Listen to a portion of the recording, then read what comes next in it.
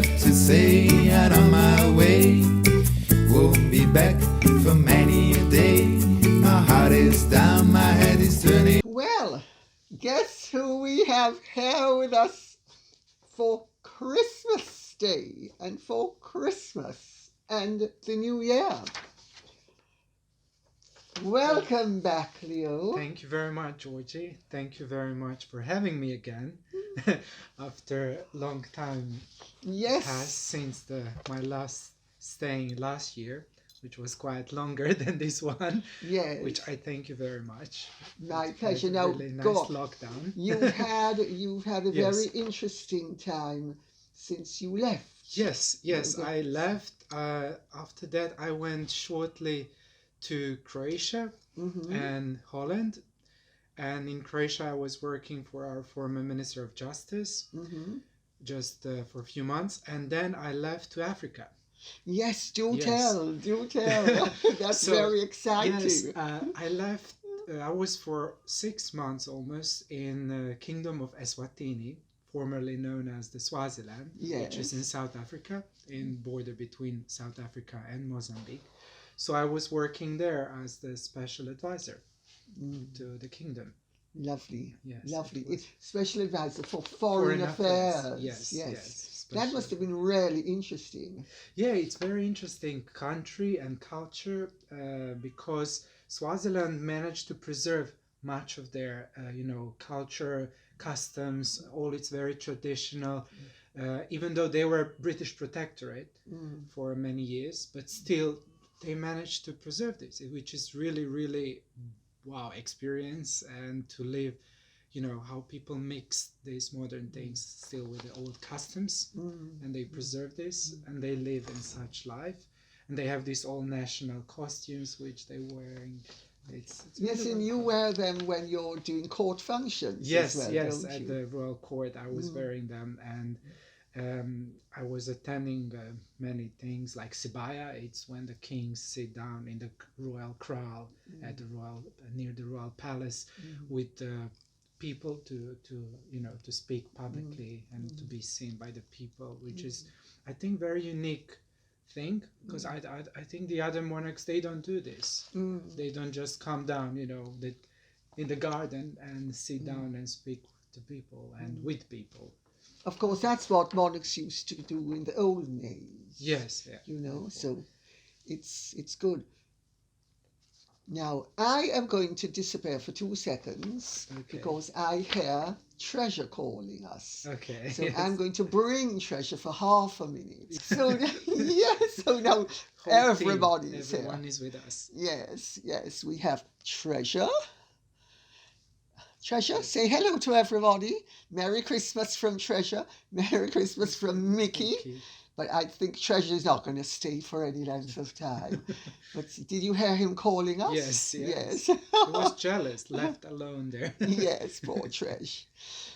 Okay, so I think what we should do while we have the babies here with us is discuss the Bad Taste Awards.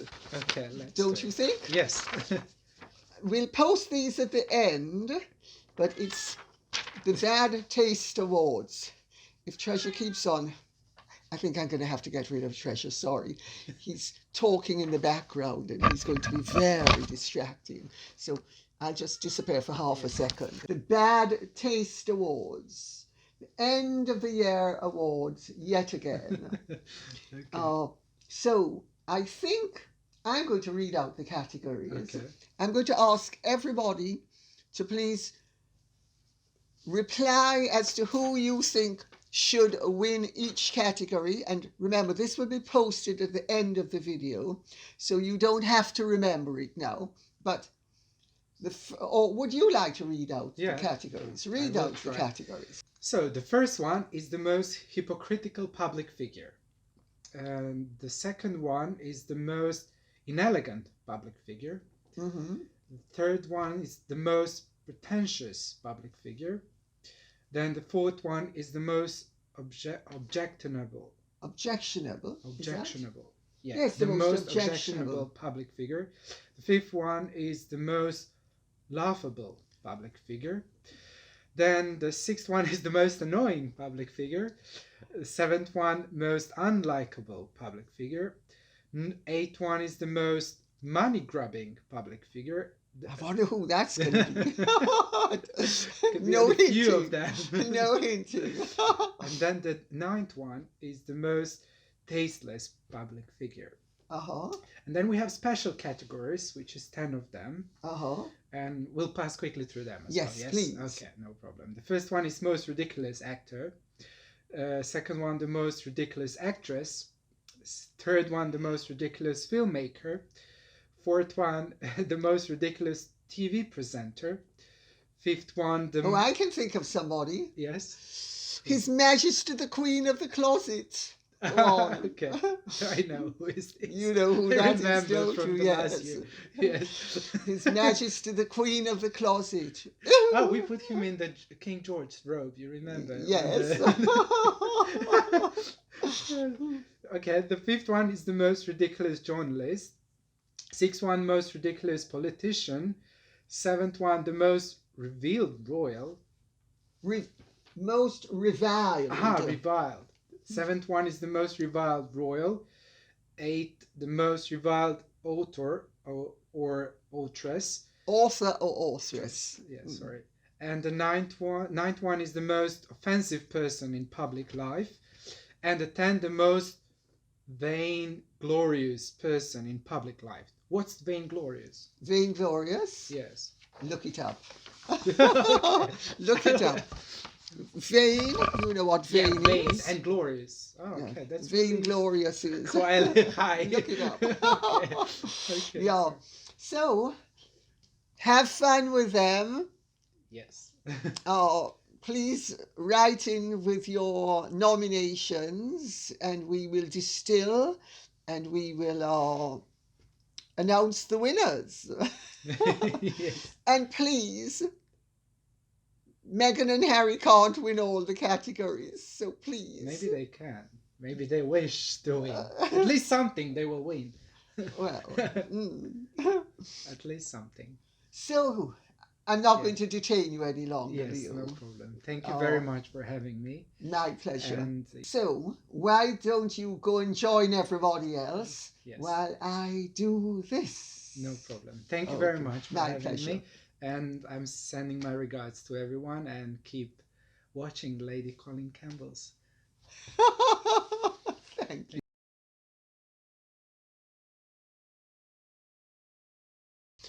Okay, well, since it's Christmas Day, we're going to keep it light, okay? And nothing too heavy duty, okay? So, first question is from JC. Lady C, why did you choose to adopt two boys and not a boy and girl? Well, in fact, I didn't really choose to adopt two boys. My intention was to adopt a boy and 18 months to 2 years later go and get a girl. When I arrived in Russia, I was confronted with a really dreadful choice: to leave one of two babies behind. I couldn't do it. So I ended up with two boys, completely unintentionally. And it has to be said, twins, whether they are gestational or otherwise, and tandem twins qualify as twins for the purposes of what I'm about to say. The parent never has as close, or as I suppose you'd say, as good a relationship with either child as they would if it had been just one child. But I didn't know that, number one. And number two, even if I'd known it, I wouldn't have done anything differently. Because I could not have lived with myself choosing one child and leaving another. I just couldn't do it. In 1999, I set about adopting a little girl, and I got caught up in a lawsuit. And by the time the lawsuit was finished and I had been wrung out, really, in the most dreadful way. Lawsuits can be very, very taxing emotionally. The papers had expired and the moment just passed. And so I never did get a little girl. But I would have loved a little girl. I look forward to granddaughters. Tubby Westway says... Some of these names. Dear Lady C, have just read Grace Jones's autobiography. She talks at great length about Chris Blackwell. Have you ever met either of them? Yes, I've met Grace Jones very glancingly many years ago.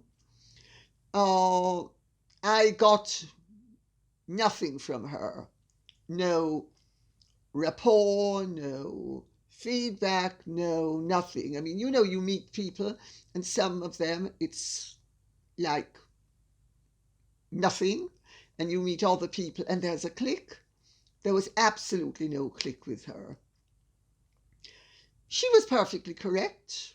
Did I take it personally? Not particularly. Maybe we're apples and oranges. I really don't know.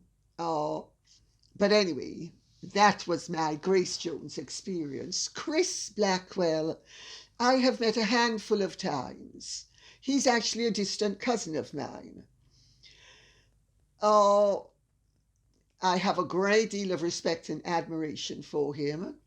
He and Eddie Seaga, the late Eddie Seaga, who was the Prime Minister of Jamaica, have done more to preserve Jamaica's heritage than anyone else in my lifetime.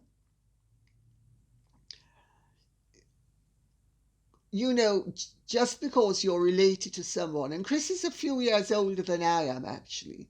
I mean, he's a good few years older than I am. And we sort of mixed in similar circles, but never really quite in the same circle, because he was in the music circle and then the heritage circle, and I left Jamaica at 18, so the age difference would have shown up quite dramatically then. I knew his partner, Dickie Jobson, much better, because Dickie, his sister Dan, and his brother Jimmy and I, we all grew up together. And Jimmy had a long relationship with one of my best friends, and Dan was Bob Marley's lawyer, and my brother Mickey, who was a lawyer as well, did the Bob Marley case via Diane in England. So I was friendlier with Dickie than with Chris. But I've met him a few times. I like him. More than that, I can't say, except that I have loads of cousins, some closer than others, and I haven't even met all of them. So I just say that for what it's worth. Sophie Lou says, Lady C, why all the God and praying narrative? You're narrowing down your audience to Catholics, Christians, and polarizing yourself and your opinion against unreligious and other religious people. Why? Well, I wasn't aware, Sophie Lou. Thanks for your input, but I wasn't aware that I was doing that. I was simply, figuratively saying, I wish you well. Godspeed is a way of saying, I wish you well, or God bless it. I would hope it's not narrowing down people, because,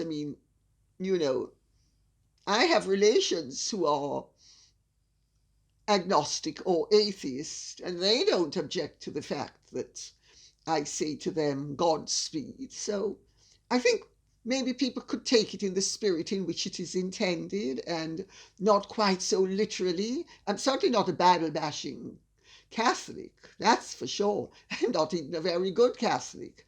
I'm not even a very practicing Catholic, I will say. More than that, I think I will refrain from saying. I just hope that it doesn't bother people. Maybe it bothered you, and thanks for the thought. It's much appreciated. Susan DeLongis says, Lady C, on balance, do you think the move from the UK by Harry and Meghan ultimately is more beneficial to the royal family, especially the Cambridges?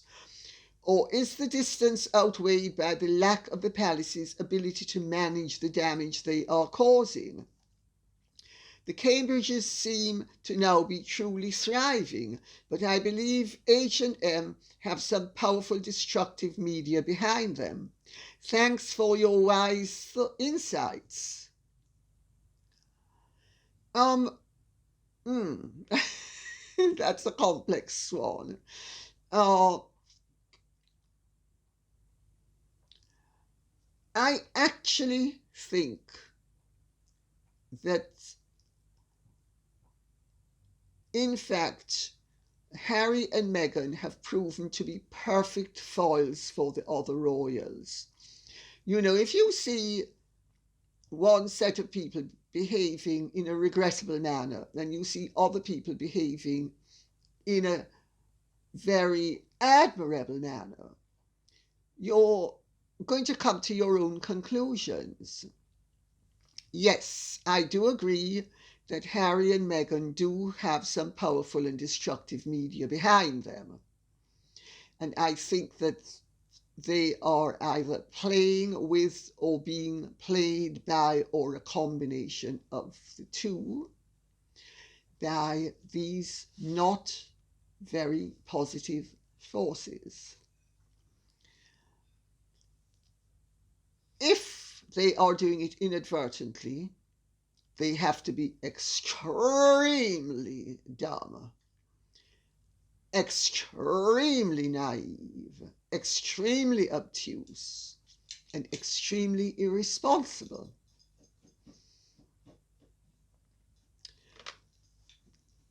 In reality, I think that Harry and Meghan's antics, as long as people don't expect the royal family to be muzzling them or bringing them back into line, I think their antics are actually playing in favor of the royal family. In fact, I don't think that they are in the disfavor of the royal family, because, as I said, by comparison, everybody else smells of roses while they smell of horse manure. Actually, horse manure smells good. Just something really nasty. Margaret Franzen says, Dear Lady C, in today's vlog you mentioned that a hands-off approach was best for dealing with cases of folie à deux. Do you suppose that the apparent inaction of the royal family towards the Harkles was done under similar advice? Thank you for your entertaining and informative posts. Yes, I do think that there is an element of advice that has been taken, that the best way to deal with destructive people is let them destroy themselves. Don't intervene, at least not to the extent where you will be depriving them of their lawful rights. So yes, I do think, in fact, I know as a fact, that I know what some of the advice has been, and I agree with it. Let me put it that way. I'm not going to articulate all that I've been told, because I think it would be injudicious. You don't, when you're playing poker, show your hand. You might indicate that you have a good hand, but you don't show your good hand. And if I said certain things, I would actually be violating the number of cards that are held in the alternative hands. Let's put it that way. Patricia St. Clair says, please, can the Queen Parliament remove Harry and Meghan from the royal family website? I wish they would. Harry is on there because he is still number 6 in the line of succession and is therefore a councillor of state. But I think that the royal family should remove Harry and Meghan on the basis of the fact that they are no longer available to work for the nation. And since they are not available to work for the nation, not only are they not allowed to use their Royal Highness style, but that they are removed from the website. And I think this is where you, the public, can actually make a difference. You can write in to the Queen at Buckingham Palace, London SW1A1AA, United Kingdom, telling her that you, the public, would like to see Harry and Meghan removed from the royal website because their inclusion is giving the message that the royal family is supporting behavior that you, the public, do not agree with, and that you, the public, think that since the royal family has gone to the lengths of depriving them of the right to use their HRH style, that the royal family should now do the next sensible thing, which is to remove them from inclusion in the royal family website.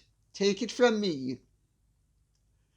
The royal family and their advisors listen when you, the public, write in. So, I will repeat. Write in to the royal family. Write in to the Queen. Recommend that they remove Harry and Meghan from the royal family website.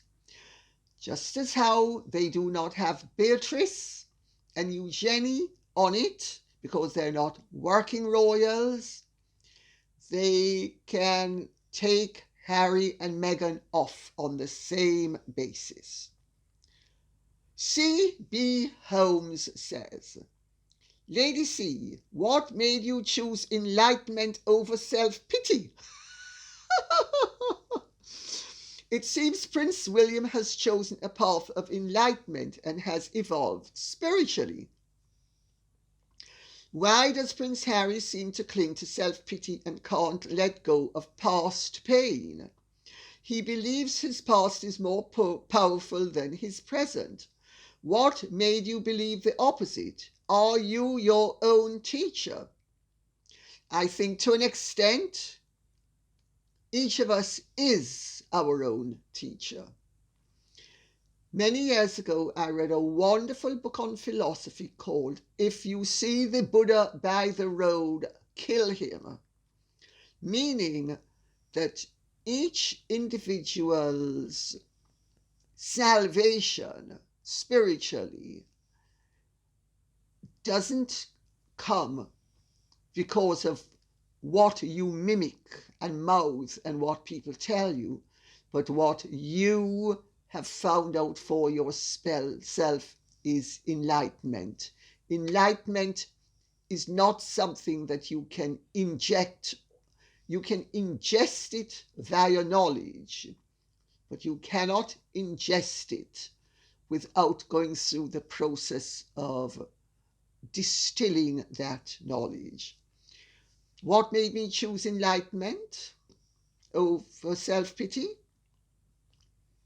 Well, first of all, I had a mother who was full of self-pity, and it showed me very close up what a tiresome and boring and self-defeating thing it is.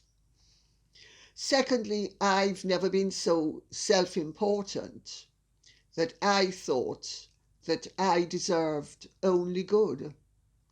I think one of the keys to life and to enlightenment is to understand not only how important you are, and each of us is unique, each of us is but one of us, and each of us is also utterly expendable and replaceable, because each of us is but one grain of sand on the beach of life. So at the very moment that we are very unique, we are anything but. And it's these ironies that one needs to appreciate in life. One needs to see the whole picture and get the balance right. I mean, none of us will ever really have so much wisdom that we can stop learning. But I think in life we either opt for goodness or destructiveness.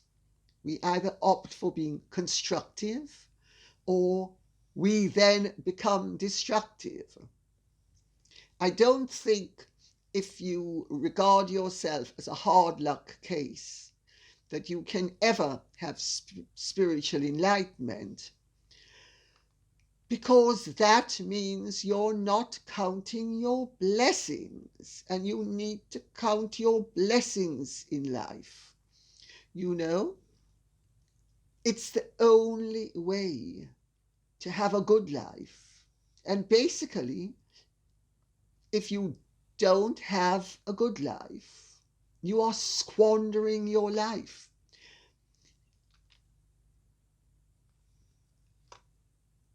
I think we can leave it at that because I don't want to get too heavy. Christelle Taylor-Rance says, Lady C, I was very pleased to hear you say that Prince Charles's charities are true charities in contrast to those of the like created by Harry and his wife, which are not true charities. Would you please explain on this channel how the charities and patronages supported by the Royal British Institution work? I think there are many people who believe that the royals live off the money donated to their charities. Another question, if the British royalty is dramatically slimmed down, who will be left to do all the charity work that is currently done by the present royals? The Princess Royal, I know, does an enormous amount of charity work. I believe many American listeners and supporters of Meghan Markle think British charities are operated like those in the United States, the laws of which allow the managers to keep a large proportion of the funds. Well, let me clear it up right now to those who believe to the contrary. The royal family do not derive 1 penny's financial benefit from any charity that they are involved with. There is an absolute wall between what the royal family receives in terms of recompense for their activities by the state and what they receive as donations from charities. They personally receive nothing. The charities receive the money and the charities allocate it. They are simply the people who try to bring in the donations. Yes, all charities have to have professional fundraisers and professional administrators, and obviously these people are paid. But the royal family, never. And people like me, never. We do it for the greater good. This was one of the huge problems with what Megxit was all about. That Meghan and Harry wanted to pollute the pond by introducing commercialism and financial rewards into activities that up to then the royal family customarily never achieved a financial benefit from. How do the royal patronages work and charities? Well, usually the charity has to be well enough established before it gets royal patronage, in case it turns out to be a dodgy number. That's the first rule of thumb. The second way it works is once a royal becomes associated with it, that royal does everything in his or her power to bring in patronage, bums on seats, support. This is all very arduous work, I've got to tell you. I started doing it when I was 22.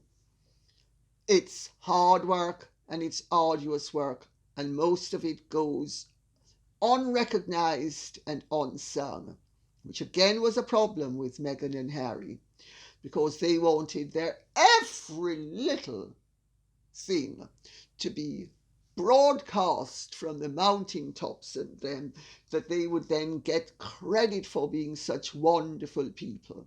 No, people who do charity work, by and large,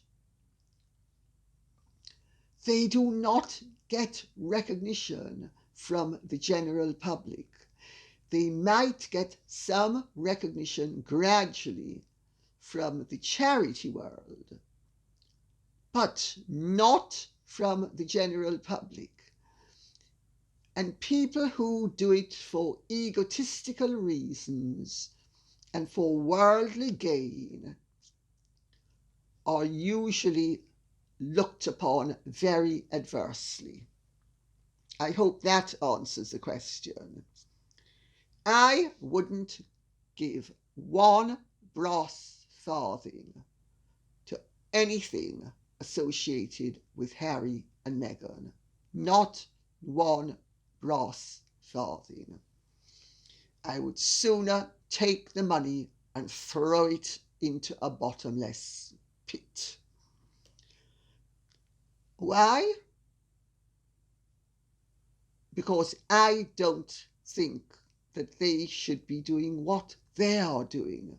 I think it is injurious to charity work generally, and it is certainly injurious to the royal family's reputation.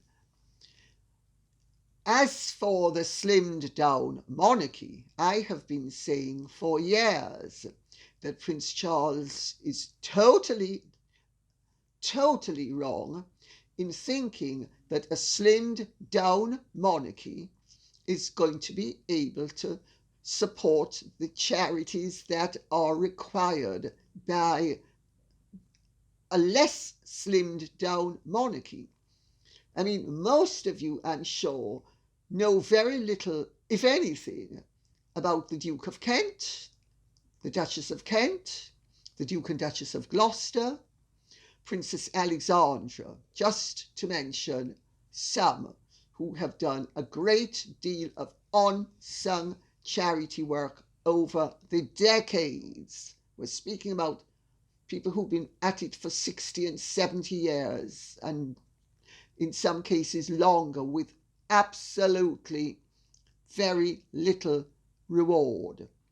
and very little recognition. Who's going to replace them? I can tell you, movie stars don't work.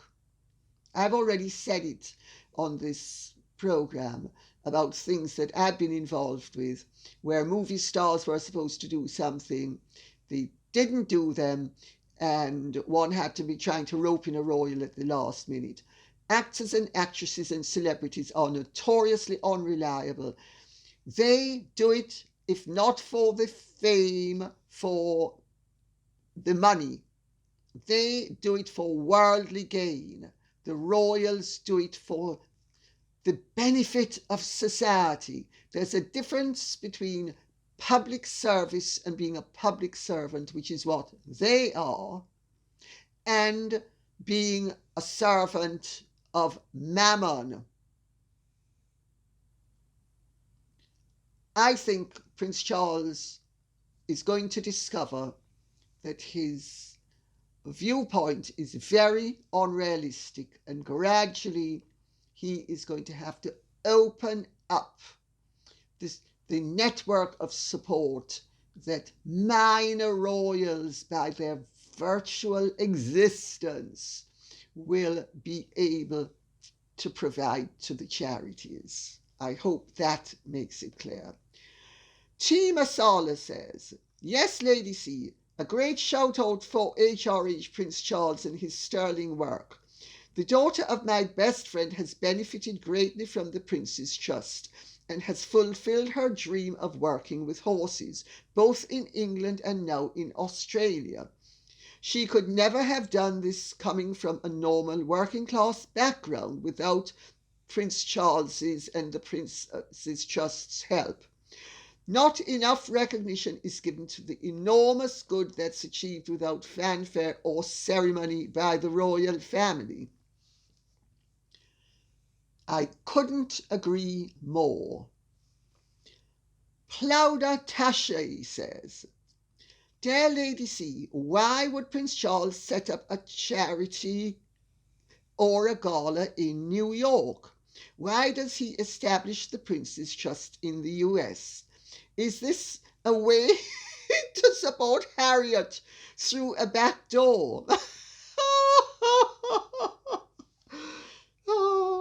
I can tell you there's absolutely no way that Harry and Meghan are being supported via the Prince's Trust. Absolutely not. There's no possibility. Prince Charles wouldn't need to do it through the back door. He could do it through the front door if he was doing it through any door at all. But remember what Harry said? Daddy cut me off. I was only 37. Daddy cut me off. Only left, I think it was £2.6 million that he gave him. Poor Harry. £2.6 million is nothing. It's not even money. It's nothing. Well, at least that's what Harry told us. The Prince's Trust does sterling work in Britain, and it has been invited to set up a branch in the United States where it will do what it does in England and in Ireland and in Scotland and in Wales and indeed in many other countries all over the world, which is support deprived young people in their hopes, dreams and endeavours to better themselves and make something of their lives, to give them a small amount of money, whether it's £3,000 or £5,000 or whatever, as a grant where they want to start a business and it's viable and they're given it. This is what any monarchy should be doing. And it's a wonderful charity. It was the Prince of Wales's idea. He's dedicated all of his adult life to it. He has done the most wonderful work with young people. Don't take my word for it. Ask them. And if it can work in America, so much the better. Because unlike many of the American charities, what is raised will be going to benefit the recipients of the charity's purpose. Minimal administrative costs and nothing creamed off the top for expenses, the way most charities in America that are affiliated to very rich people as opposed to good causes like cancer research and the American Cancer Society. So I'm making a distinction now because very often in America, charities are a massive tax-saving wheeze for rich people to swan around pretending to be good when in fact it's just another way of beating this tax system. Alan Douglas says, Dear Lady C, I enjoy your videos very much and your historical knowledge and no-nonsense approach on so many topics. Thank you. I can't stand rubbish. However, Lady C, I have read a couple of books by Lady Antonia Fraser. Her book, Mary Queen of Scots, was fascinating and I found it hard to put it down once I started reading it. What is your opinion of her books and of her as a historical author? Wishing you and your family best wishes for Christmas and the New Year. With deep regards, Alan Douglas. May I say, I've only met Antonia Fraser once or twice. She's not my favourite cup of tea, and I know as a fact from members of her family that she's not theirs either. So I think I had some justification in coming to the conclusion that I did, especially as how I had it ratified by members of her immediate family. Having said that, I think she's a very fine historian. I thought her Mary Queen of Scots was a very good book. I thought an even better book was her Marie Antoinette, because what she did with Marie Antoinette's life was to make us aware, as no other biographer had ever done it before. For instance, Stefan Zweig didn't do it, and his was the definitive biography before hers, that Marie Antoinette didn't know what was going to happen next. She introduced a human element that I thought was very good. And she's sound. She's a sound writer. So I would recommend reading her books.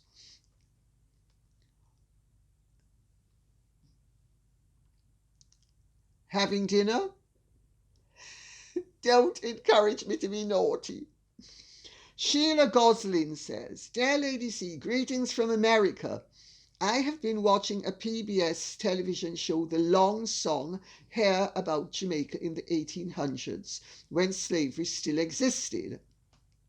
Since this is your birthplace, can you enlighten me about this period? Thank you and Merry Christmas. Well, I saw the television series, The Long Song, and I read the book. Andrea Levy, who wrote it, was a mixed race Jamaican. She was part white, part black, part Chinese, and part of her white was Jewish. The name Levy should be a giveaway.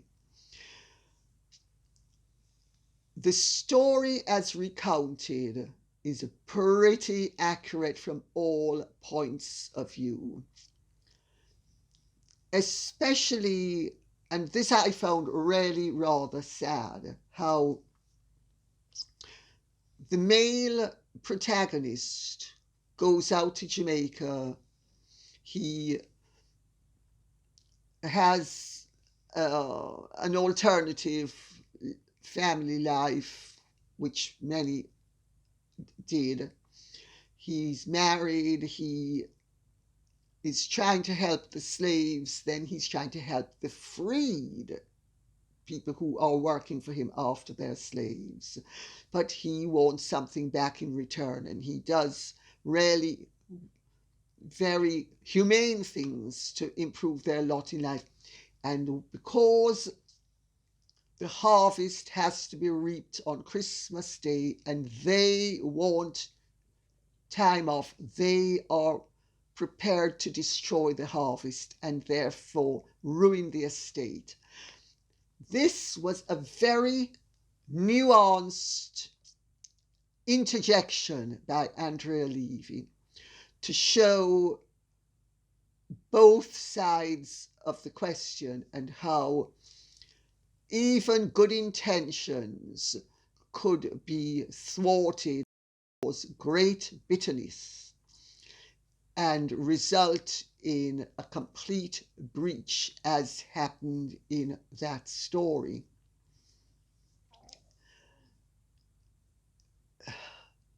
Patrician ways of life always work in primitive societies better than in developed and enlightened societies. And in the 19th century, until slavery was abolished, Jamaica was not a patrician society, but thereafter it became a patrician society. And,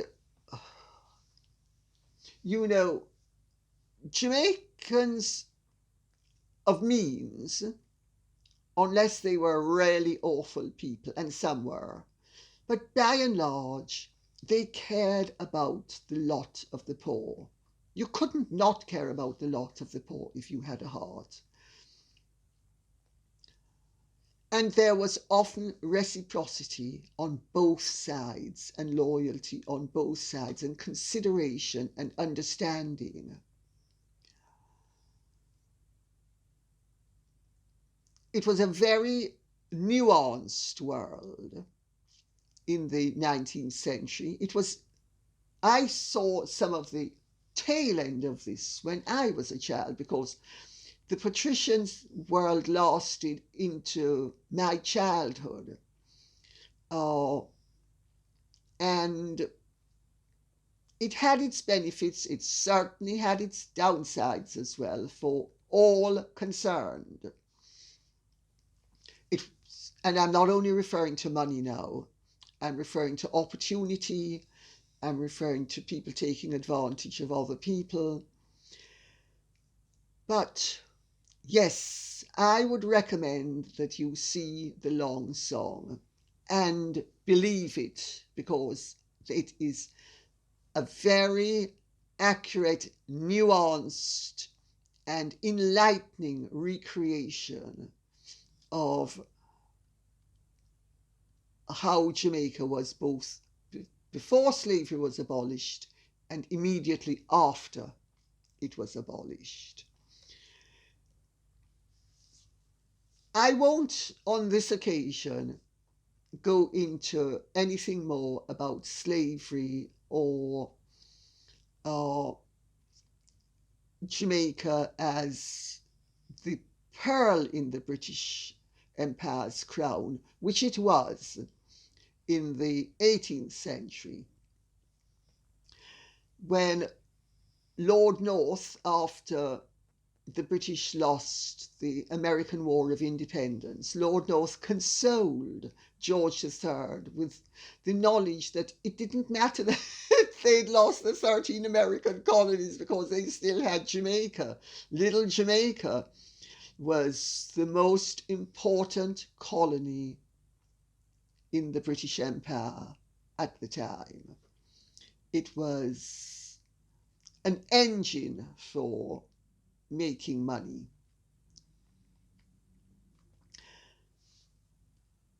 Many terrible things happened there, and many terrible things happened elsewhere.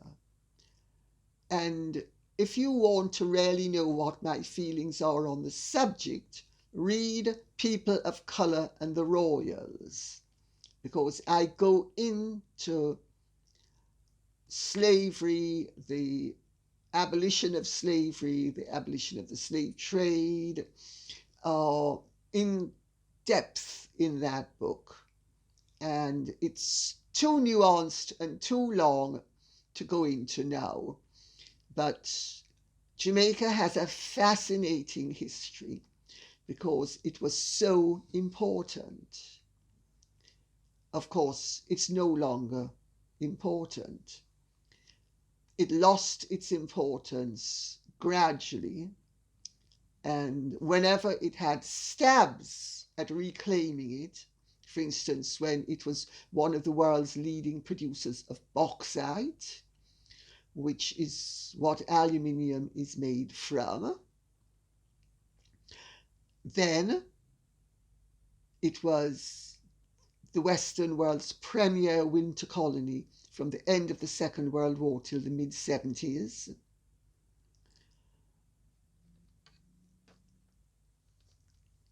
Despite all of its advantages, it has struggled. It has struggled, and I think it will continue to struggle because it was too grand for its size for too long, and the expectations have not always been realistic ever. But it's a wonderful country. It's beautiful.